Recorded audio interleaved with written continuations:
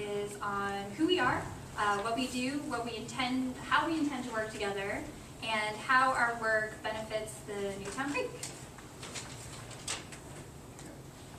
So I'm Gil.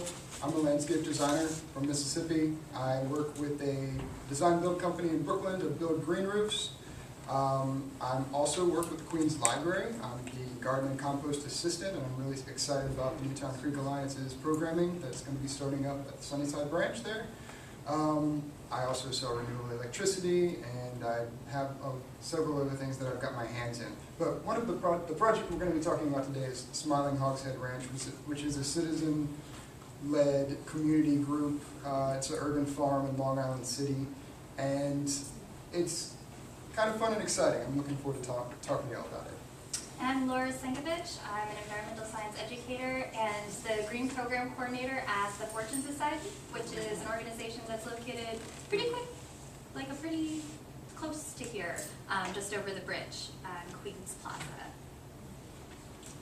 So, just a little bit about Smiling Hogshead Ranch. We're located near the 7 train Hunters Point stop, just a couple blocks away from there by the Sunnyside rail yards.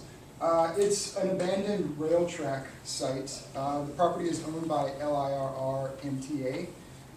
We are in the process of formalizing a garden license agreement with them so that we can legally do what we're doing there, what we have been doing there for the past 2 years.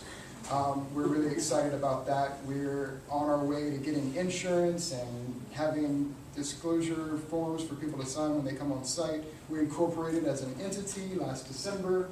You raised money? We've raised money, yes. We got a grant from the Citizens Committee NYC. The Newtown Creek Alliance is our fiscal sponsor for that. With that money, we're going to be building a water catchment system and cisterns. We're going to be building a horseshoe pitch, play a game of horseshoes. The important things. Yes. You got to have fun along with your food, right? And we're going to pay for some mulch with that and a couple other exciting things. We're going to build a spaliered living fence with fruit trees. So a little bit, they had cats on site. It is a feral cat colony site. Somebody was taking care of the cats before we got there. There's a guy that lives on the site, a homeless fellow. He doesn't live there all the time, but he's there about 25 or 30% of the time I go.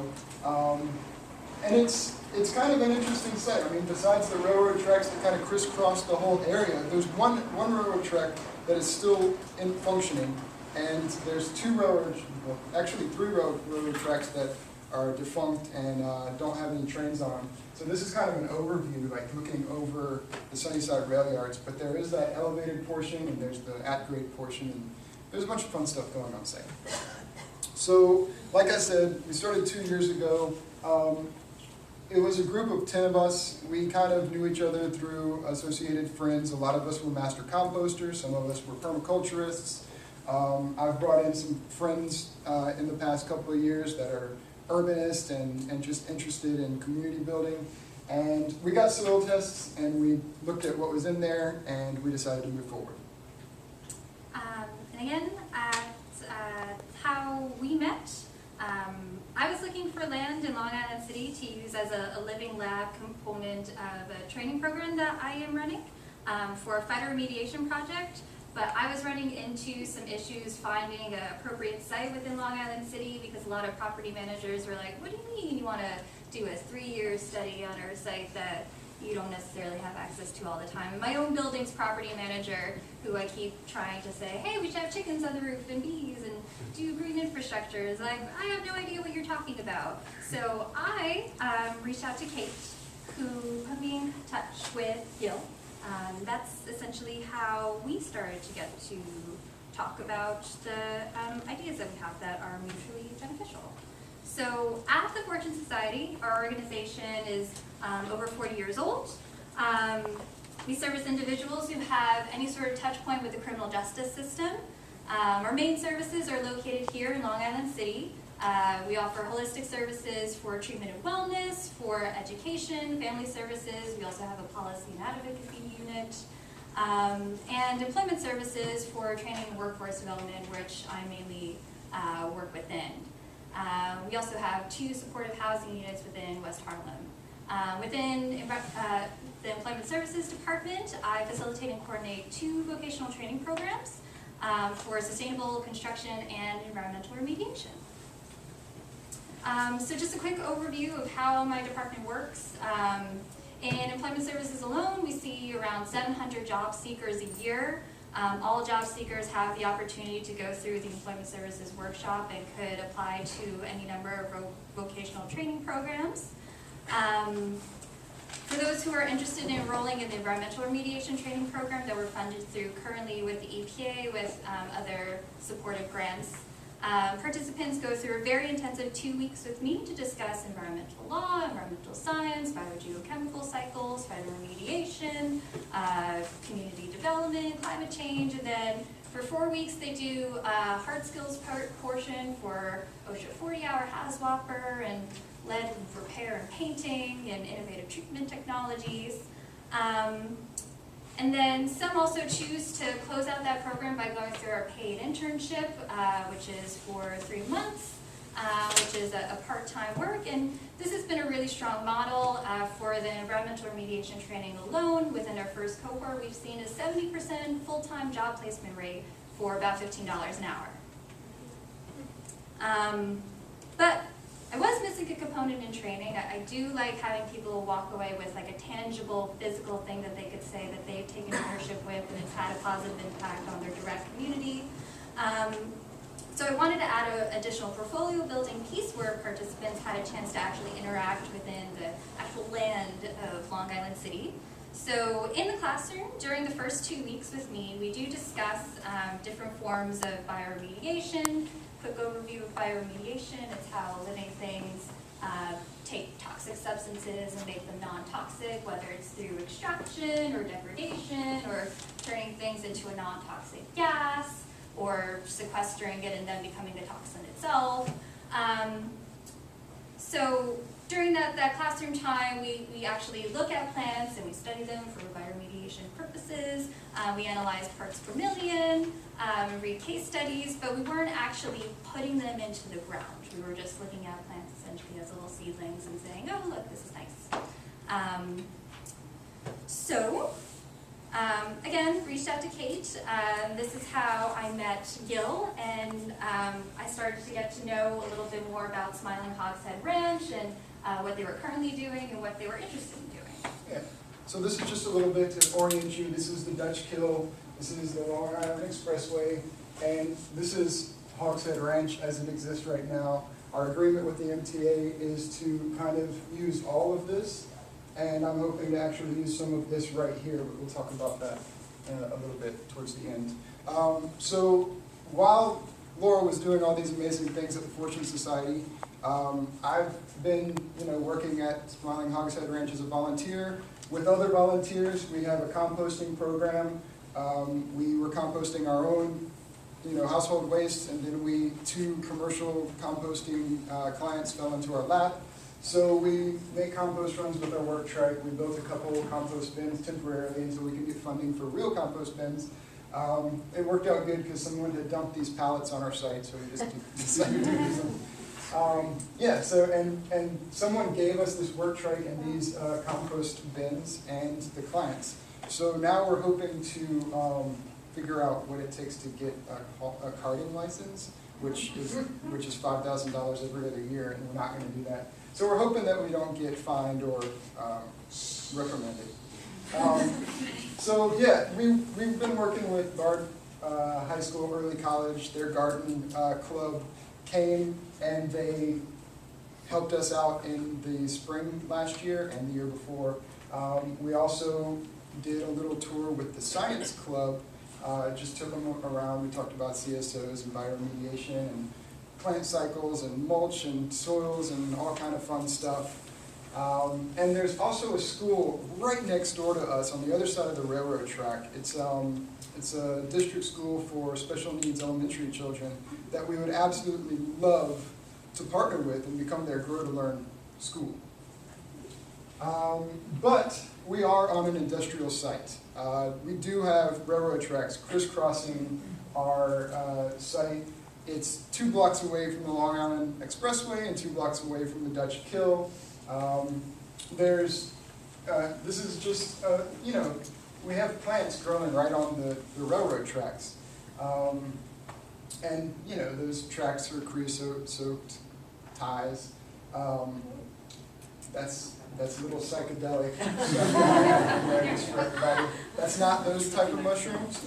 But there's some mushrooms growing. We had a little bike tour with the Green Infrastructure Working Group for the Newtown Creek Alliance, so that's just a little picture of them. We're gonna go all pink here. And we're hoping to actually work with the Bioremediation Working Group as well. In addition to this, before I actually met Laura, I was talking to a couple people in that group, and we're planning on inoculating just piles of mulch with mushroom spawn and being able to just distribute that throughout the Newtown Creek watershed very informally. We don't necessarily need to keep numbers on that or do jobs training or anything like that. Just kind of get the mycelium running is the idea. Okay.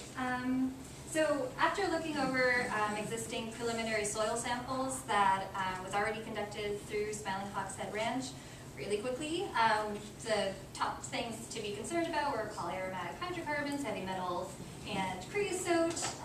Some preliminary suggestions for how to clean those up with plants would be ryegrasses, Indian mustard, alpine pennycress, and Kentucky bluegrass. But again, want to be working with people who are going through these trainings, so here's what a general timeline for that would be. And again, we're looking for this to be a 3-year study. So far we do have the funding for a program like this or similar to this to continue on for that time period.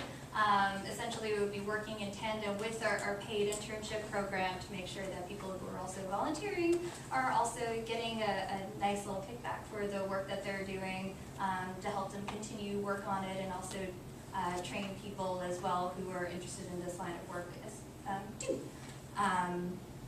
Here's the overall site plan of what's existing for Smiling Hogshead Ranch. The bluish, now pinkish overlay would be where the bioremediation project would occur. Yeah, we have a lot of stuff going on site. You know, there's places where we have row crops, there's a wooded edge, there's a steep slope. There's a lot of different places where we can take soil samples, and we expect completely different things to show up there. Like I said, we got soil samples done, but they were just heavy metals. We didn't have the money to do the full spectrum for all the volatile compounds that could be in our soils.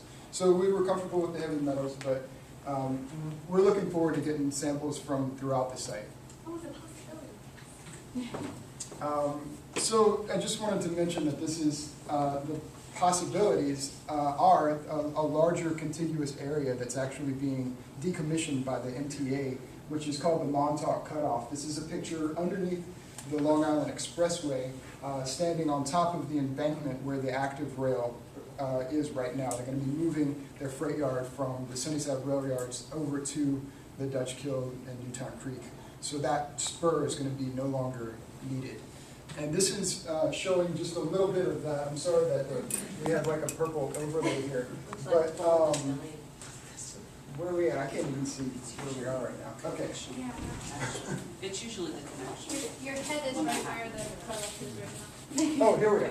All right, so this is the range right here. And the spur goes down like this.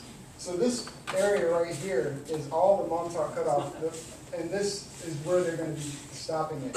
So this whole area has potentiality to have some sort of bioremediation and really public use in the future. So that's something beyond what we're actually talking about in this presentation, but I just wanted to bring that up as just putting ideas out into the universe. Gil, that's elevated, right? It's elevated, not on a structure, except for after it crosses Skillman, but it's on a embankment. Berm. Yeah, it's a huge berm. Well, from where we took this picture, that was on the elevated part. Yeah, I mean it is elevated. Whenever you cross over 49th Avenue and 50th Avenue and what is it, Crossing or what? I don't remember all the streets, and then it goes over the Dutch Kill. To Borden, right? Borden, yes. And then it goes over the Dutch Kill, and then, and at each of those intersections, it is elevated. It has a train trestle. And there's trains on it, It is an active track. It's. but it hasn't been used in years. No, it's used, I've seen trains like 5 or 6 times in the past 2 years of working at Smiling Hogshead Ranch. I'm not there all the time, but I see them every once in a while. Yeah. So that's it. If you want to get in touch with us, you can look us up on the web.